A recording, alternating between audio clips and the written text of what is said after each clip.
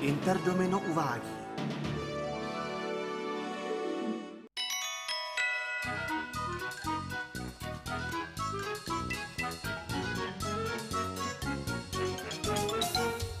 Koukej z vajíčka, už klube se ven hlavička. Malá šedá, to neuvěří nikdo z vás. Má být jak sluníčko, žlutou barvou na tričko. Věci se však dějí, všichni se mu smějí. Malé, šedé, moudré kačátko, nebuď smutné, svět se opravdu jen tváří, že je zlý. Malé, šedé, jako koťátko, není nutné ztrácet víru vždyť celý dvůr tě má rád.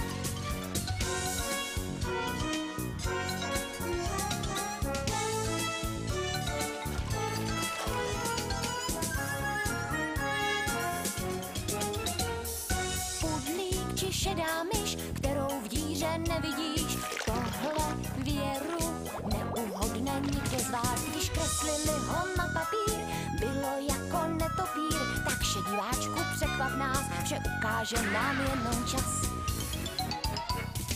Malé, šedé, moudré kačátko, nebuď smutné, svět se opravdu jen tváří, že je zlý. Malé, šedé, jako koťátko, není nutné ztrácet víru vždyť celý dvůr tě má rád.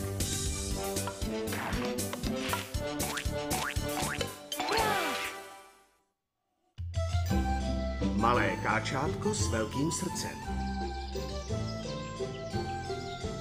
Léto je krásné, když nebem táhnou mraky a všude kvete tisíce květů, když na břehu potoka zpívá konibas a ze zurčícího potoka vyskakují pstrusy. Srdce jsou plná lásky, protože každý ví, že léto je největší básník. No ne, jak to, že tu nikdo není? Myslel jsem, že chtějí vědět, co bylo dál s malým káčátkem. Ale to nic, najdu si tedy jiné publikum. Haló, pane M. Proč pak jste se mi schovali? My tě chtěli překvapit, pane M. A to se vám povedlo. Ale překvapili byste mě mnohem víc, kdybyste mi už přestali říkat Magnus. Jmenuji se pan M. A hloupost, jmenuji se Magnus. My jsme se nejenom schovali, ale také jsme trénovali riskování. Ty už si zase pochopil jenom polovinu, říká se maskování. Už nás tak nenapínej, pane M, a začni. Pan M nemá vůbec v úmyslu něco vyprávět, ale Magnus, ten by si možná dal říci. My už ti taky nikdy neřekneme, pane M. Neslibuj to, co nechceš dodržet. Ale to platí i pro tebe. Ty jsi slíbil, že budeš vyprávět o káčátku. Na tom, co říkáš, něco je. Nuže dobrá, budu tedy vyprávět. Víte ještě, kdy jsme včera skončili? No. Vylílo se káčátko. A všechna zvířata ve dvoře nad kačátkem ohrnovala nos, protože bylo úplně jiné než ostatní. Hodně se o tom mluvilo. Rodina Klakových z toho radost neměla a není se čemu divit, kolik kachních rodičů by se radovalo z narození káčátka, které jako káčátko nevypadá.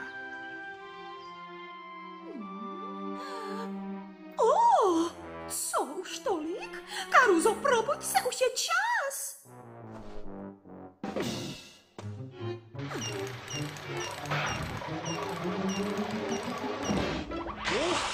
Proč jsem tak mokrý, vždyť svítí slunce? Oje, slunce vyšlo beze mě. Kikiriki, kikiriki.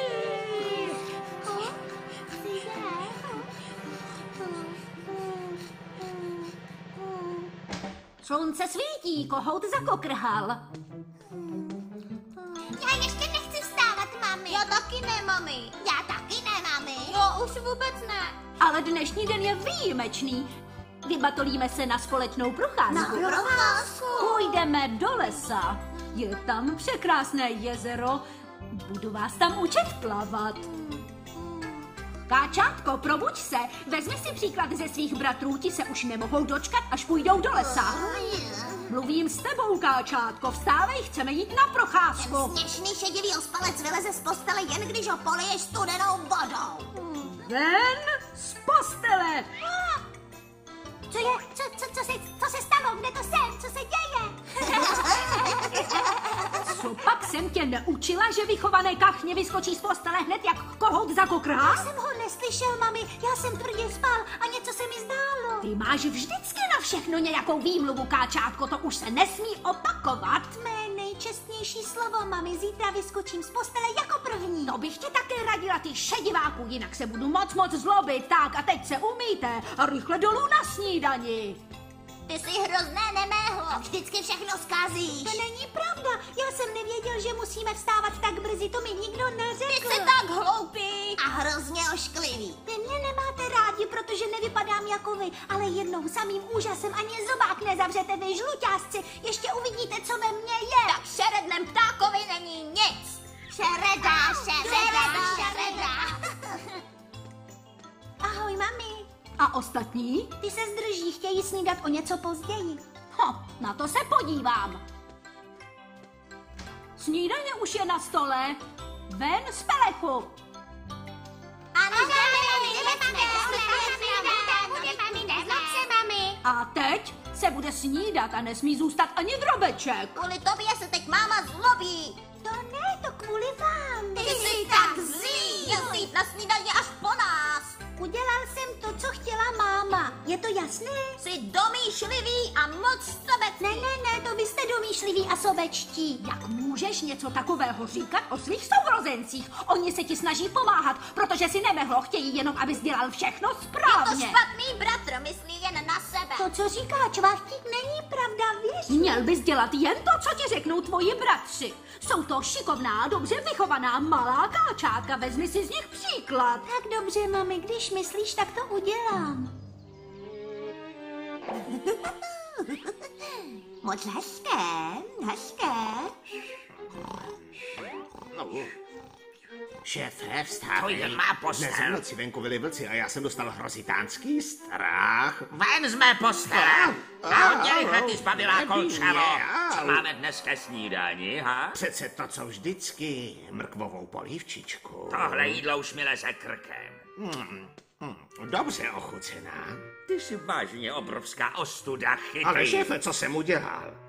My lasičky jsme masožravci, víš o tom? No ano, jistě.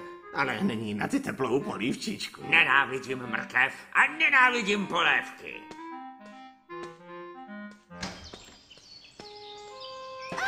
Velmi chytrý, tohle nebylo moc chytré.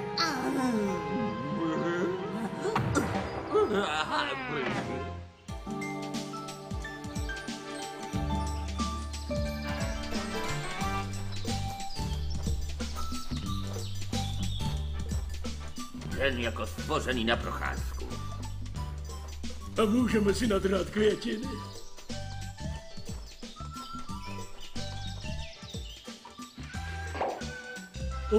To je překrásná.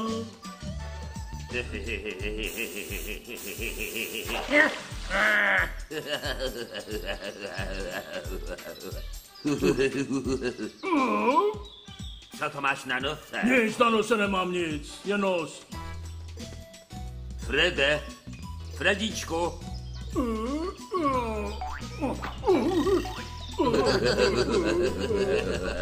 Máš dnes skvělou náladu, modrý Jirgene. Co pak tě po ránu tak dobře naladilo, ha?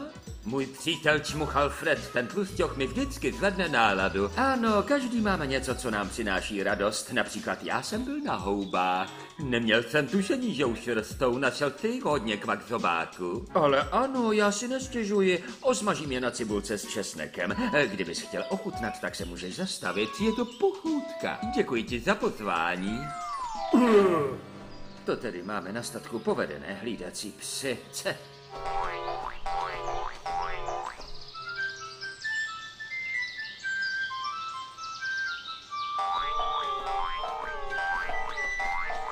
Jsou jako děti, od rána do večera dělají hlouposti.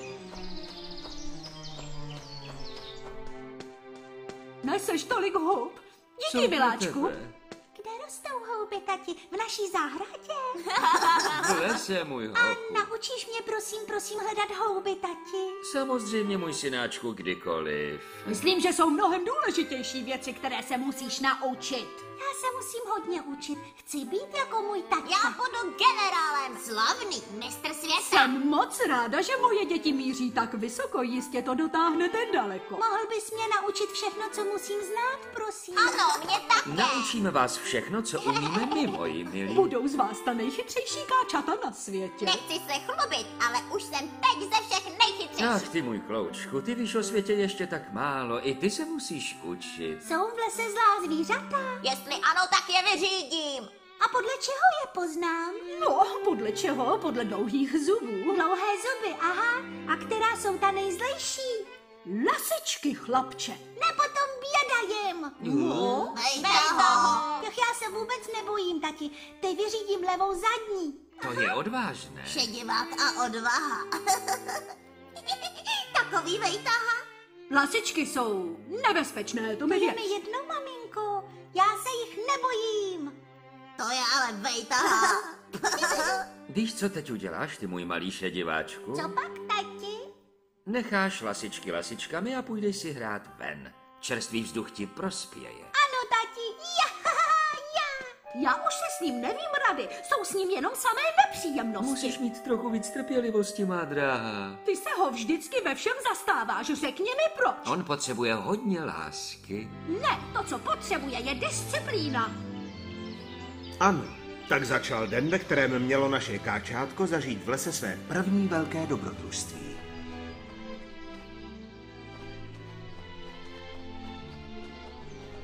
Stát!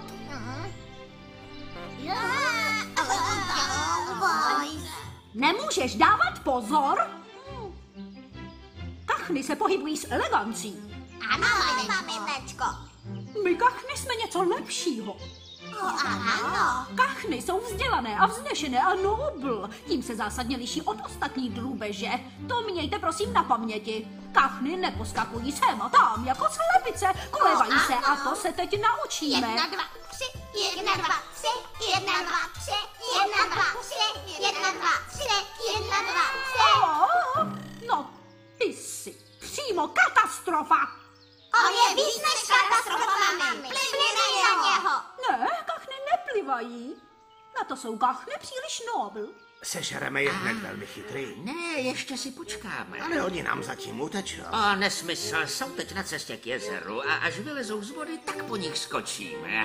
A mňam, ty malé bychom mohli napíchnout na špíc. A špí si teď koukej zapomenout. My je spolkneme s peřím, s kostmi a se vším všudy. Ale nějaké bylinky bychom na ně snad nasypat mohli, nebo ne? Já, když o něčem zeleném jen slyším, tak mi naskočí úzí kůže, i když to nevidím. A toho si chytíme, ten vypadá hloupě. Dobrý odhad, chytrý, ale hloupé kachny jsou moc špatně stravitelné. Kdybys dovolil, šéfe, a neměl nic proti tomu, tak bych jí připravil na másle. Já sežeru raději ty sladké žluťásky.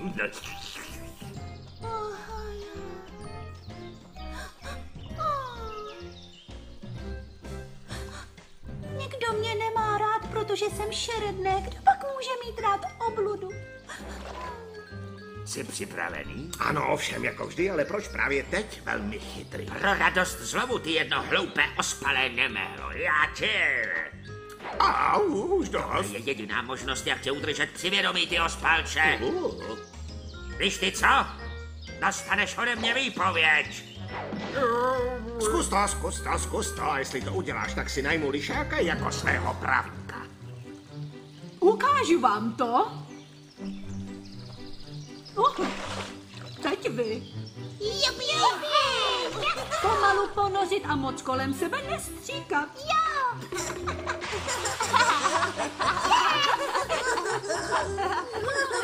Ty jsi ale tělpas. Podívej se na své bratry, musíš to udělat tak, jak to dělají Já oni. za to nemohu. Někdo z nich do mě schválně strčil. Ano, On lže. Jenom si zapamatuj, vznešená, dobře vychovaná kachna nikdy nelže. Půjdeš spát bez večeře. Ale já...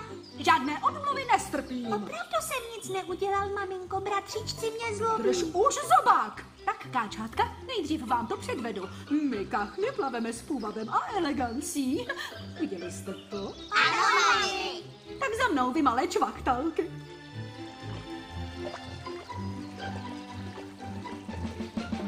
Jen rychlý Ty jsou ještě tak malá. Jediné, koho je mi líto mně, je můj žaludek. Ten chudák už celé měsíce nedostal nic jiného, než tu tvou odpornou plesnivou zelenou polév. A přestaň s tím tvým věčným bručením. Tak proč se na ní vrháš jako na pečenou husu? Protože není nic jiného, dnes chci jíst maso. Nechladne před večerem, protože napřed je musíme chytit, víš? To se spolehni, jakože se velmi chytrý jmenuji. Moji rodiče mi to jméno nedali zbytečně. Tak.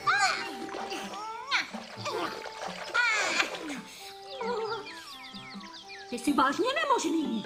Jak to? Musíš se víc snažit, sleduj své bratry a vy sledujte mě. Výborně, tady máme jednu rybičku, tak pozor. No, To je lehké. aha, tak lehké, jak to vypadá, to zase není. Zkuste to. Musíte být rychlejší, moji milí. Já? Ne.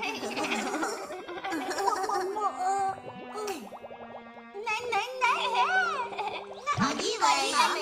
To ne, to je moje ryba. Co to říkáš? Oni Styď mi se. ji ukradli, mami. Lhá. Ten, kdo se k ničemu nehodí, měl by být alespoň pravdomluvný. Ale já... Jdi, vrať se domů. Co já s ním jen budu dělat? Nech ho prostě sedět doma.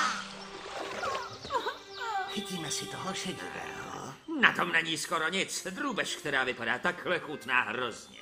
A navíc ostatní by to slyšeli a hned by utekli. Velmi chytře vymyšleno, šéfe, všechna čest, opravdu velmi chytré. Dokonce tak, že sám před sebou musím smeknout. Protože jsem ošklivé. Nikdo mě nemá rád. Halo, přítelíčku.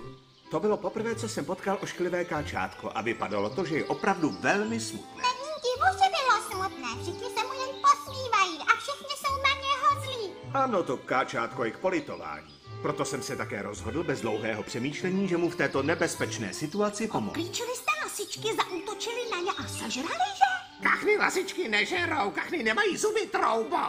To je tak napínavé, Magnusi, vyprávěj dál. Protože jsem dobře vychovaný a tak jsem se samozřejmě nejprve slušně představil.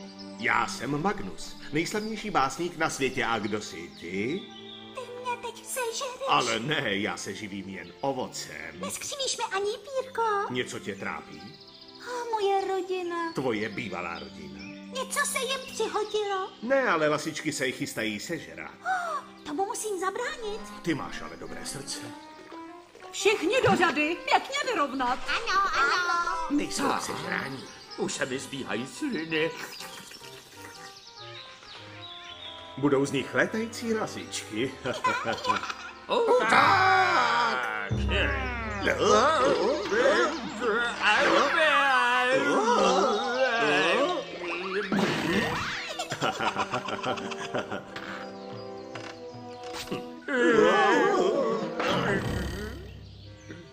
Co se to stalo? Nemám tušení. Ani já. Ztratil jsem zub.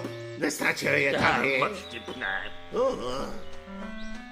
Mami? Nemohou tě slyšet, příteli, jsou už na cestě domů. Ach tak. Díky, že jsi mi pomohl, Magnusi. Teď na mě bude máma pyšná. Nemáš za co. Rád jsem ti pomohl, si můj přítel, máš dobré srdce. A teď se všechno změní. Zachránil jsem jim život, teď už mě přece musí mít rádi.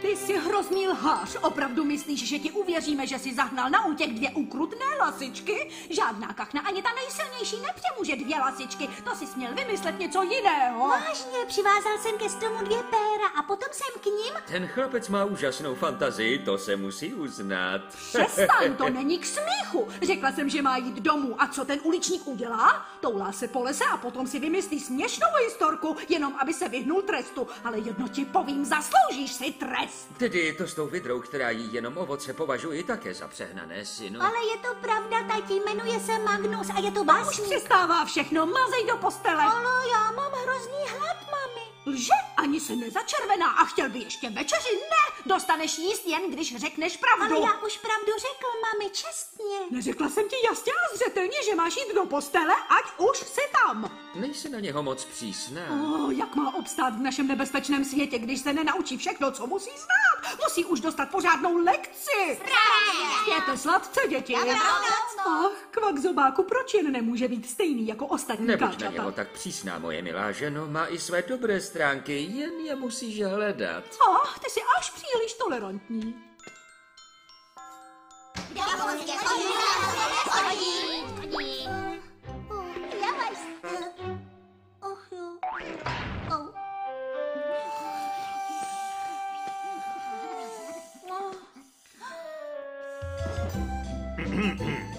Jedno malé kačátko je teď moc a moc smutné, přitom to malé kačátko prokázalo zcela mimořádnou odvahu. Jeho rodina byla ve velkém nebezpečí, ale kačátko ji zachránilo před jistou smrtí. To kačátko má srdce z ryzího zlata, ale bohužel osud mu zatím není příliš nakloněn. A tak se otec ošklivého káčátka díky mně dozvěděl, že jeho synek opravdu nelhal a byl na svého malého šediváčka velmi pyšný. A co lasičky? Co měli ten den k obědu ti dva? No co asi? Mrkvovou polévku se zeleninou jako vždycky. A co dál, Magnusi, co bylo dál, vyprávěj. A stalo se toho tolik, že se to za jediný den nedá vypovědět. Buďte trpěliví, zase zítra. A ještě chvilku, jen nepatrnou chviličku. Ne, zítra je také den. Prosím, Magnusi, červená hopka tě tak hezky prosílám. Tak dobrá, ale už jen chvilku. Když o to tolik stojíte, řeknu vám tedy, o čem si budeme povídat příště. Jste s tím spokojeni, přátelé? Ano, Magnusi, Tak dobrá, poslouchejte. Tu noc naše ubohé kačátko ani oka nezamouřilo. Na to není žádný div při jeho smůle. Ale to, co se stalo druhý den... Všichni si uvědomili, že káčátko je velmi statečné a měli ho moc a moc rádi. Ne, můj milý cumlíku, tohle se bohužel nestalo. Přihodilo se něco strašného. Dvoru hrozilo velké nebezpečí. A proč? A začalo to tím, když otec Kvakzobák vzal káčata do lesa, aby jim něco ukázal. Kvakzobák totiž na vzdělání svých dětí kladl zcela mimořádný důraz. A tam si pochopitelně prohnaný velmi chytrý pokusil opět chytit. Ano, přesně, pokusil se o to. To je jasné, začíná to být nudné. No ano, ale tak nudné, jak si myslíte, to zase nebylo, protože i želva Fittipaldi se svým pevným krunýřem zde sehrála velmi významnou roli. Podařilo se jí totiž přemluvit bílého zajíce Amadea k tomu, aby s ní podnikl krátký let. No jo, kdo tomu věří, ať tam běží. A to je teď pravda, nebo to teď není pravda? Pravda nebo ne, na to ať si každý odpoví tak, jak uzná za správné. Ale jedno je jisté. Chytrý a velmi chytrý zapálili důr. Stalo se něco ošklivému káčátku? Jestli okamžitě nezvrtneš, tak ti vezmu čumet. Na to zapomeň, ten je můj. Nehádejte se, poslouchejte. Všechna zvířata ze dvora se ze všech sil snažila oheň uhasit a zachránit tak svůj domov před zkázou. Krávy, prasata, kachny, všechna zvířata pracovala kopyto ke kopytu, pracka k pracce. Na hádky nebyl čas. Dokonce i slepice Gáby s paní Kvachovou byly zajedno. Ale kde bylo káčátko? Co se stalo s ošklivým káčátkem? Tak už sklapni, hloupý tupý krtku. Ošklivé káčátko zjistilo, že plameny ohrožují sýpku s obilím a dělalo vše, co bylo v jeho silách, aby sýpku a obilí zachránilo. Tak řekni, Vydržte o tom až příště.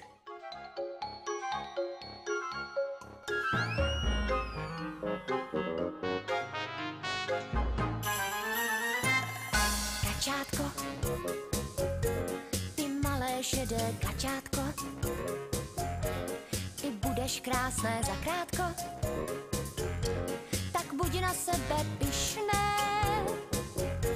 vždyť spoustu kamarádů máš a každý má tě rád, jsi moudré a silné, zvláštní i pilné.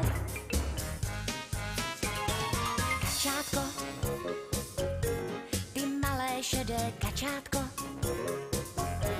ty budeš krásné zakrátko, tak nebuď víc už smutné,